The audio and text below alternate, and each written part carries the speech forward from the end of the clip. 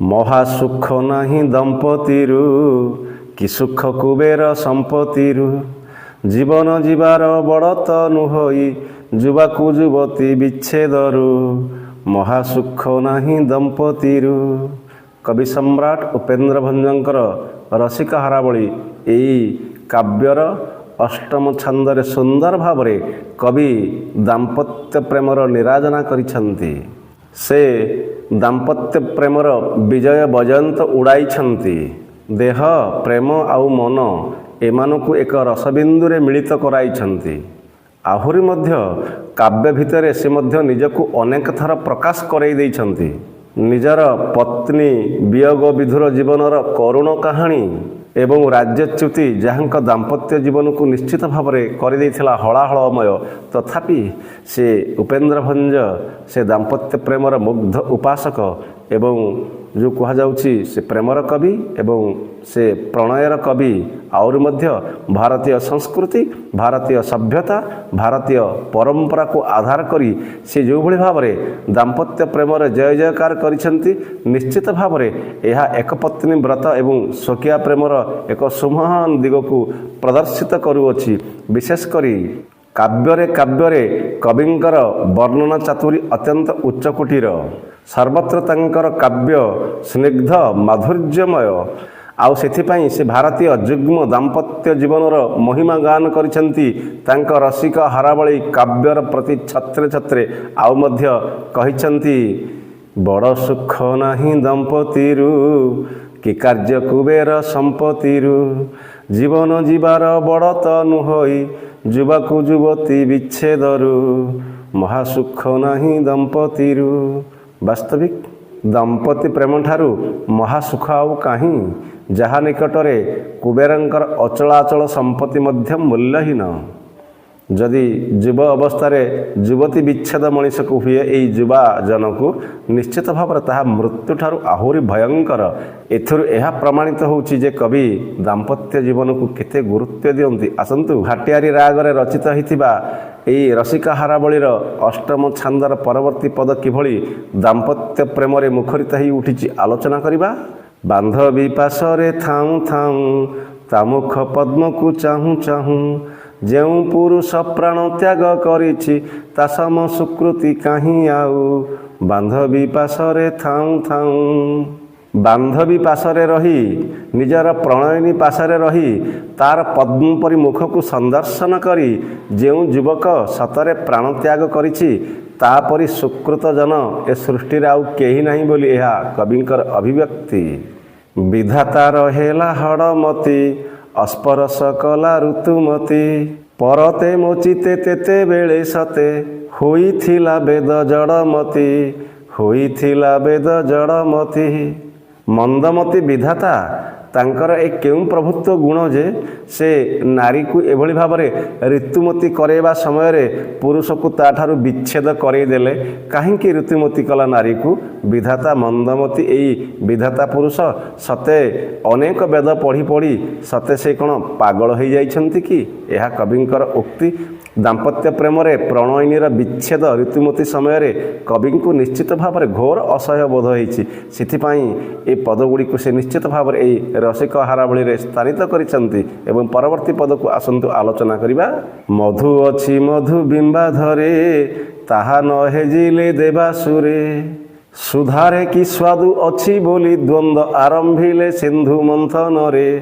ଆରମ୍ଭିଲେ ସିନ୍ଧୁ ମନ୍ଥନରେ। ନାରୀର ବିମ୍ବ ଓଷ୍ଠରେ ନିଶ୍ଚିତ ଭାବରେ ସୁଧା ଅଛି, ଅମୃତ ଅଛି, ପୀୟୁଷ ଅଛି। କାହିଁକି ଏ ଦେବତାମାନେ ଏତେ ପାଗଳ ହେଲେ? କାହିଁକି ଏ ଅସୁରମାନେ ମଧ୍ୟ ଏତେ ମତିଭ୍ରମ ଘଟିଲା ଦେବାସୁରମାନଙ୍କର? ସେ ସମୁଦ୍ର ମନ୍ଥନ କରିବାକୁ ଯାଉଥିଲେ, କାରଣ ପୀୟୁଷ ତ ଏଇ ଯେଉଁ କୁହାଯାଉଛି ନାରୀର ଓଠରେ ଓଠରେ ନିଶ୍ଚିତ ଭାବରେ ଗଚ୍ଛିତ ଅଛି, ଯାହାକୁ ଆକଣ୍ଠ ପାନ କରି ପୁରୁଷ ନିଶ୍ଚିତ ଭାବରେ ତାର ପ୍ରଣୟ ପ୍ରାର୍ଥୀ ହୁଏ। ଅଥଚ ଦେବାସୁର ଏକଥାକୁ ଭୁଲି ସୁଧାକୁ ପାଇବା ନିମନ୍ତେ କାହିଁକି ଯେ ସମୁଦ୍ର ମନ୍ଥନରେ ବ୍ୟସ୍ତ ରହିଲେ ତାହା ବୁଝା ପଡ଼ୁନାହିଁ। ଦେହ ଦେହଳିକୁ ନେଇ ଉପେନ୍ଦ୍ରଙ୍କ ସାହିତ୍ୟ, କାରଣ ସାହିତ୍ୟରେ ସେ ଦେହକୁ ଅସ୍ୱୀକାର କରିନାହାନ୍ତି। ତାଙ୍କ ପ୍ରେମର ମାର୍ଗ ତ ଦେହକୁ ନେଇ, ଦେହ ମାଧ୍ୟମରେ। ସେଥିପାଇଁ ସେ କହିଛନ୍ତି ଆହୁରି ମଧ୍ୟ ରସିକ ହାରାବଳୀର ଏଇ ଅଷ୍ଟମ ଛାନ୍ଦରେ, ବିଞ୍ଚୁଥିବ ରାମା ପଣତରେ ଯେଉଁ ପୁରୁଷକୁ ରତାନ୍ତରେ। ସେ କି ପ୍ରଶଂସିବ ଦକ୍ଷିଣ ମରୁତ ସୁଶୀତଳ ବୋଲି ବସନ୍ତରେ ସୁଶୀତଳ ବୋଲି ବସନ୍ତରେ। ତେବେ ନିଶ୍ଚିତ ଭାବରେ ପରମ ରସିକ ଯେଉଁ କୁହାଯାଉଛି ଶୃଙ୍ଗାର ଚେତ କବି ଉପେନ୍ଦ୍ର ଭଞ୍ଜ କହିଛନ୍ତି ବିଞ୍ଚୁଥିବ ବାମା। ନିଶ୍ଚିତ ଭାବରେ ନିଜର କାନିର ପଣତରେ ଯେଉଁ ସ୍ତ୍ରୀ ରତି ଶେଷରେ ରତିକ୍ରିୟା ଶେଷରେ ତାର ପୁରୁଷକୁ ନିଜର ପଣତ କାନିରେ ବିଞ୍ଚୁଥିବ ସେ ପୁରୁଷ କାହିଁକି ବା ମନ୍ଦମଳୟ ଦକ୍ଷିଣ ଦିଗରୁ ମନ୍ଦ ମନ୍ଦ ମଳୟ ବହି ଆସୁଥିବା ବସନ୍ତ ଋତୁର ଏହି ଦକ୍ଷିଣ ପବନକୁ ନିଶ୍ଚୟ ନିନ୍ଦା କରିବ।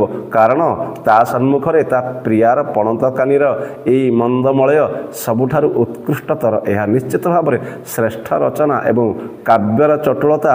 କବି କିଭଳି ଭାବରେ ତାଙ୍କ ପ୍ରେୟସୀଙ୍କୁ ତାଙ୍କ ଦାମ୍ପତ୍ୟ ପ୍ରେମର ନିରାଜନା କରି ସେ ନିଶ୍ଚିତ ଭାବରେ ନିଜର ପତ୍ନୀକୁ କେତେ ଗୁରୁତ୍ୱ ଦେଇଛନ୍ତି ଏହା ସହଜରେ ଅନୁମେୟ।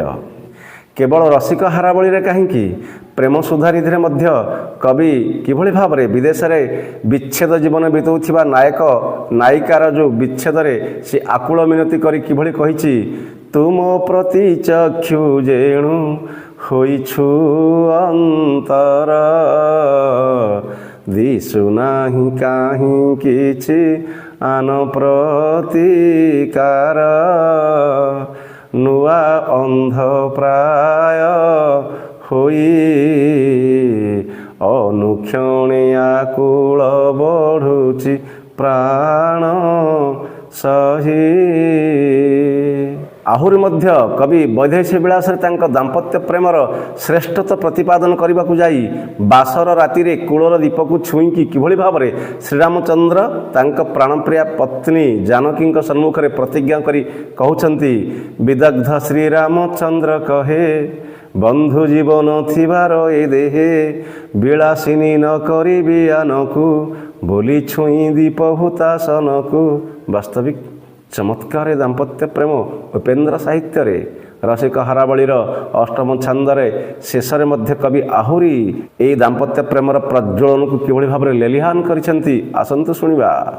ରାଜାଙ୍କୁ ହେବାର ରାଜ୍ୟ ନଷ୍ଟ ଯୁବାଙ୍କୁ ହେବାର ପତ୍ନୀ କଷ୍ଟ କହେ ଉପଇନ୍ଦ୍ର ଭଞ୍ଜ ବୀରବର ଏଥୁ ବଳି ଆଉ ନାହିଁ କଷ୍ଟ ଏଥୁ ବଳି ଆଉ ନାହିଁ କଷ୍ଟ।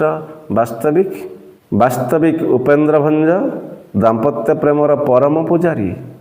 ନିଶ୍ଚିତ ଭାବରେ ସ୍ମୃତି ଅର୍ଘ୍ୟରେ ସେ ଦାମ୍ପତ୍ୟ ପ୍ରେମକୁ ପୂଜା କରିଛନ୍ତି ତାଙ୍କ ହୃଦୟ ସିଂହାସନରେ ଏବଂ ସେ ଏକ ପତ୍ନୀ ବ୍ରତର ଚରମ ଉଦ୍ଘୋଷକ ଶାବ୍ଦିକ ଯମଦଗ୍ନି। ତାଙ୍କ ବୈଦେହୀ ବିଳାସର ଶୂର୍ପଣଖା ଆଗରେ ରାମଚନ୍ଦ୍ର ନିଜର ପତ୍ନୀ ସୀତାଙ୍କର ମହିମାକୁ କିଭଳି ଭାବରେ ପ୍ରକଟିତ କରିଛନ୍ତି କୁହାଯାଇଥିଲା ବୋଇଲେ ରଘୁନନ୍ଦନରେ ରାମାବର ବ୍ରତ ଆଚରଣ ଏକ ପତ୍ନୀ ମୋହର। ନିଶ୍ଚିତ ଭାବରେ ଏକ ପତ୍ନୀ ବ୍ରତର ସୁନ୍ଦର ସମ୍ମୋହନ ବାଣୀ ଶୁଣେଇଛନ୍ତି ଶୂର୍ପଣଖାକୁ ଦଣ୍ଡକାରଣ୍ୟରେ ଶ୍ରୀରାମ। ଆହୁରି ମଧ୍ୟ କହିଛନ୍ତି ବିଷ୍ଣୁପଦୀ ଜଳ କେଡ଼େ ନିର୍ମଳ ଯୋଷା ବାରିଦବା ବିଳ ଜଳେ ଚାତକ ଆଶା। ବାସ୍ତବିକ ବିଷ୍ଣୁପଦୀର ଜଳ ଯେଉଁ କୁହାଯାଉଛି ଗଙ୍ଗାର ପବିତ୍ର ଜଳ ଗଙ୍ଗୋତ୍ରୀର ପବିତ୍ର ଜଳ ଯେତେ ମଧୁର ହେଇଥାଉ ଯେତେ ନିର୍ମଳ ହେଇଥାଉ କିନ୍ତୁ ସେ ମୋର ଲୋଡ଼ା ନାହିଁ ମୋର ପ୍ରିୟା ସୀତା ଯିଏକି ଆବିଳ ଜଳ ବର୍ଷା ବିନ୍ଦୁ ସିଏ ହିଁ ମୋର ନିଶ୍ଚିତ ଭାବରେ ମୋ ପାଇଁ ଗଙ୍ଗା। ଏହା କହୁଛନ୍ତି ରାମଚନ୍ଦ୍ର ଶୂର୍ପଣଖାକୁ। ଏହା କହିବାର ଅର୍ଥ ବାସ୍ତବିକ ଉପେନ୍ଦ୍ର ଭଞ୍ଜଙ୍କର ପ୍ରତିଟି କାବ୍ୟ କବିତାରେ ଦାମ୍ପତ୍ୟ ପ୍ରେମର କିଭଳି ଭାବରେ ମହିମା ଗାନ କରାଯାଇଛି ଏବଂ ଏହା ପାଠ କରି ଆଜି ମଧ୍ୟ ଓଡ଼ିଆ ପାଠକ ପୁଲକିତ ହୁଏ ବନ୍ଦେ ଉତ୍କଳ ଜନନୀ।